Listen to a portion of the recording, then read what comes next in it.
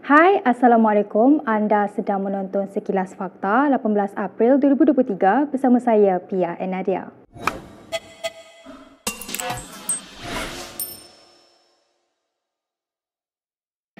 Perdana Menteri Anwar Ibrahim hari ini mengumumkan beberapa berita gembira menjelang sambutan Aidilfitri.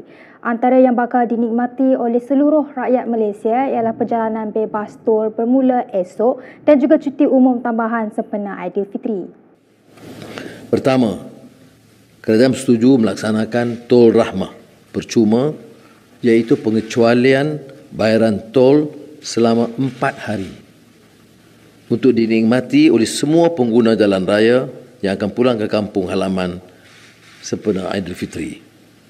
Tol rahmah percuma akan bermula pada 19 April 2023 Rabu hingga 21 April 2023 Jumaat dan juga pada 24 April 2023 Isnin. Kerajaan bersetuju memberi 1 hari kelepasan am tambahan bagi memudahkan rakyat untuk membuat perancangan sewajarnya untuk Aidilfitri dan pulang ke kampung halaman.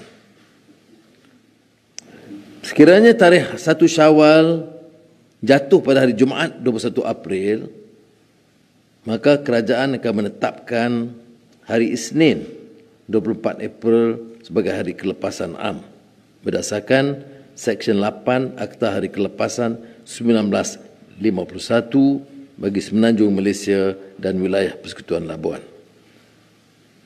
Walau bagaimanapun, andai kata tarikh 1 Syawal jatuh pada hari Sabtu 22 April yang kini merupakan kemungkinan besar, maka kerajaan menetapkan hari Jumaat 21 April 2023 sebagai hari kelepasan am tambahan. Sementara itu, Anwar turut menyatakan kerajaan bekerjasama dengan pasar raya terpilih untuk menawarkan barangan mentah pada kadar diskaun khas untuk pengusaha menu rahmah. Turut dilaksanakan ialah diskaun untuk saman trafik pada tarikh antara 21 April hingga 21 Mei ini. Semua saman polis itu, tambah Anwar, akan dikenakan kompaun RM50 sahaja.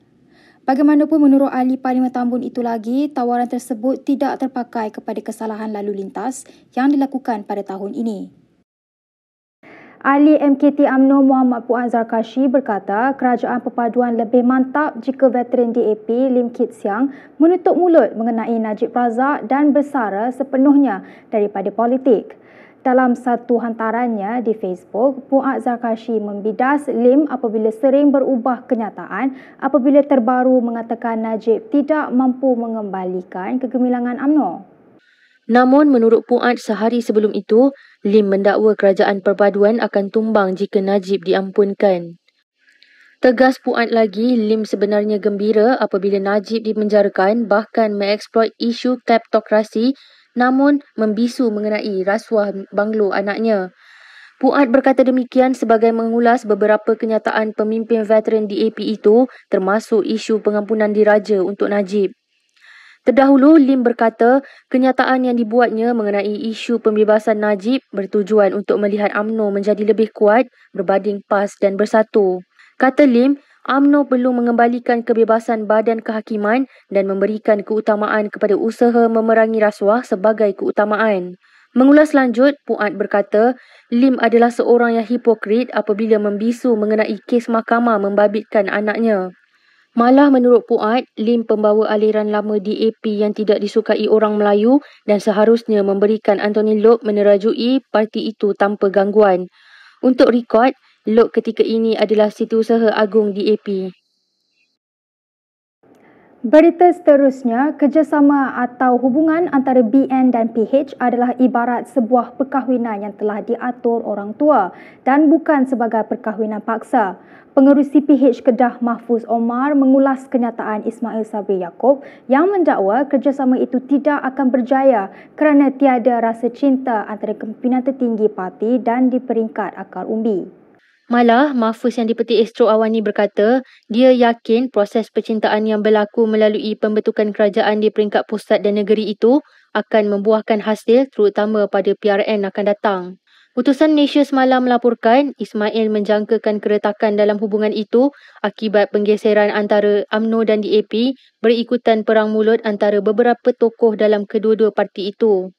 Sementara itu, memetik portal FMT, Ketua Pemuda UMNO Akmal Saleh yakin kahwin paksa antara UMNO dan PH mampu bertahan selagi mana ada kefahaman dan rasa hormat antara dua belah pihak. Akmal bersetuju sukar bagi kedua-dua pihak yang pernah berseteru membentuk pakatan namun yakin dua gabungan itu sudah menamatkan sengketa. Tegas Akmal lagi, UMNO lebih sanggup bekerjasama dengan pihak yang benar-benar ikhlas berbanding parti yang gemar menikam belakang. UMNO merupakan antara parti dalam pembentukan kerajaan perpaduan diterajui pengerusi PH Anwar Ibrahim. Rakan gabungan lain termasuk parti dari Sabah dan Sarawak. Sementara itu, dalam perkembangan yang sama, Mahfuz menyangkal dakwaan bakal dilantik menjadi Menteri Besar Kedah jika gabungan itu menang pada PRN akan datang. Mahfuz yang juga naib Presiden Amanah menegaskan dia tidak akan menjadi poster boy untuk PH mahupun BN di Kedah. Memetik portal FMT, bekas ahli Parlimen Pokok Sena itu menegaskan jika dilantik menjadi Menteri Besar, pasti terdapat pihak yang akan dimasukkan ke wad gila. Dan menurut Mahfuz lagi, ketika ini, orang tersebut sudah hampir separuh gila.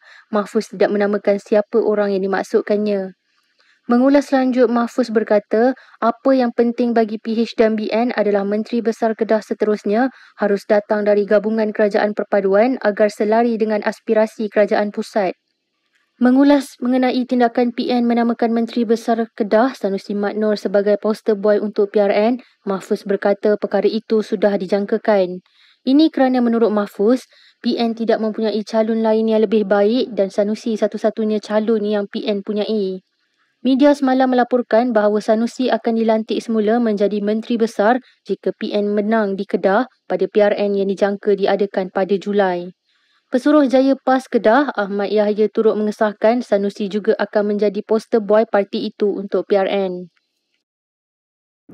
Kita ke berita seterusnya. Dr. Mahathir Mohamad akan meneruskan tindakan undang-undang terhadap Perdana Menteri Anwar Ibrahim berhubung dakwaan menuduh dirinya mengumpul kekayaan peribadi semasa berkuasa. Menurut Peguam Mewakili Mahathir, Muhammad Rafiq Rashid Ali, dalam satu teks kepada Malaysia Kini berkata Mahathir telah mengarahkannya untuk meneruskan tindakan di mahkamah. Mengulas lanjut katanya, ini membuktikan bahawa Anwar tidak memohon maaf atau menarik balik kenyataannya kerana bagi Mahathir ia adalah pembohongan oleh Perdana Menteri. Surat bertarikh 17 April dan dihantar Peguam Anwar, Alif bin Hamin Suhaimi, menyatakan Anwar menafikan semua dakwaan Mahathir.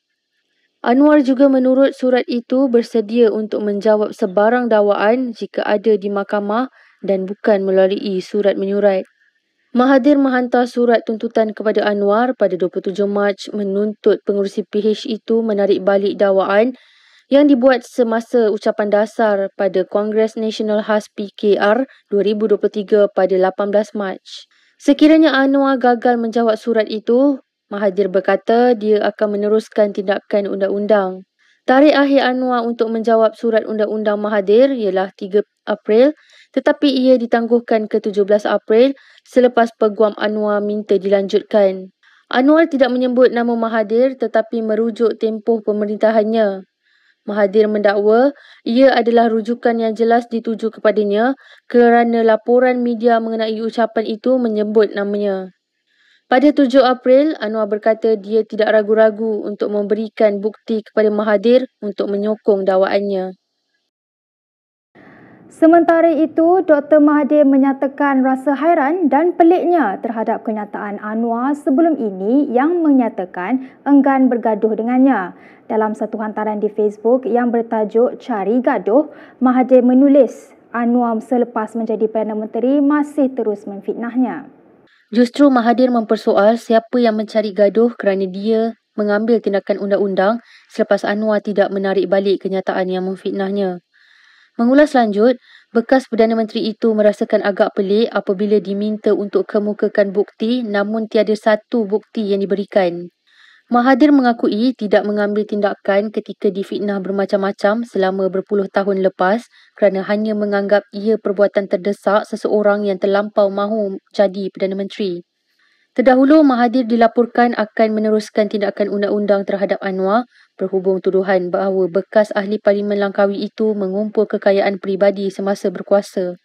Ia selepas surat bertarikh 17 April dan dihantar Peguam Anwar Alif bin Hamin Suhaimi menyatakan Perdana Menteri menafikan semua dakwaan Mahathir. Mahathir menghantar surat tuntutan kepada Anwar pada 27 Mac bagi menuntut pengerusi PH itu menarik balik dakwaan yang dibuat semasa ucapan dasar pada Kongres Nasional PAS PKR 2023 pada 18 Mac lalu. Sekiranya Anwar gagal menjawab surat itu, Mahathir berkata dia akan meneruskan tindakan undang-undang. Anwar tidak menyebut nama Mahathir tetapi merujuk tempoh pemerintahannya. Mahathir mendakwa kenyataan tersebut adalah rujukan yang jelas kepadanya kerana laporan media mengenai ucapan itu menyebut namanya. Pada 7 April lalu, Anwar berkata dia tidak ragu-ragu untuk memberikan bukti kepada Mahathir untuk menyokong dakwaannya. Berikut beberapa lagi ringkasan berita untuk hari ini.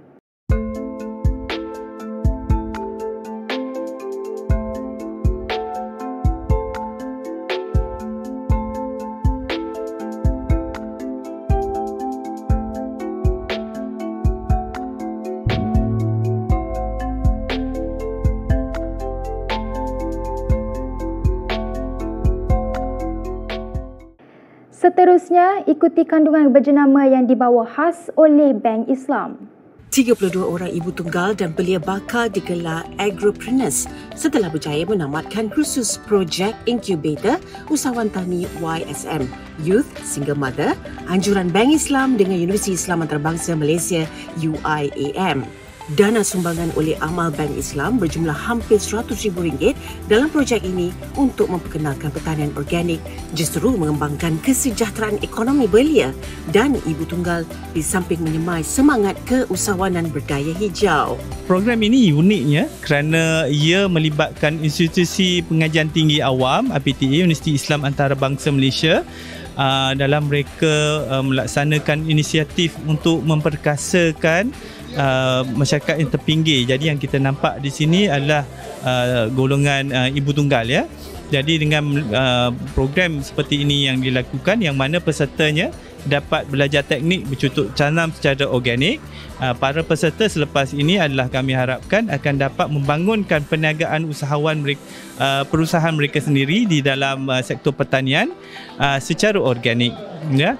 Dan yang kedua ianya dapat membantu mendekatkan masyarakat di dalam kampus ini terutamanya para pelajar kepada masyarakat di luar yang mana mereka mempunyai pengetahuan dan kepakaran dan mereka boleh menggunakan pengetahuan kepakaran yang mereka ada itu untuk memberikan manfaat positif dan impak positif kepada masyarakat sekelilingnya. Projek yang berlangsung selama 6 bulan ini melibatkan 19 ibu tunggal dan 13 siswa telah menggunakan pendekatan yang holistik di mana para peserta akan mempelajari teori asas mengenai penanaman organik dan praktikal di lapangan serta menjualkan hasil tanaman di pasaran tempatan. Mula-mula cikgu ajar macam mana nak buat tanah baja semua tu. Betul macam daun-daun sayur-sayur tu yang dah layu kita ambil untuk buat baja. The future is agriculture lah. If semua golongan muda kena masuk in agriculture, there's big money to be made and also it's for our own future. Kita belajar berniaga juga. Dan kita belajar buat promosi juga. Bila promosi ni especially untuk yang the moms kan, dia macam mana kita nak bagi anak-anak kita, family kita makan benda yang organik dan yang baik.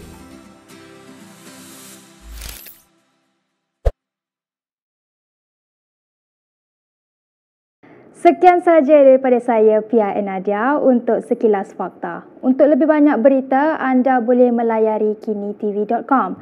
Anda juga boleh mengikuti kami di Instagram, Twitter, YouTube dan Facebook. Salam hormat dan jumpa lagi.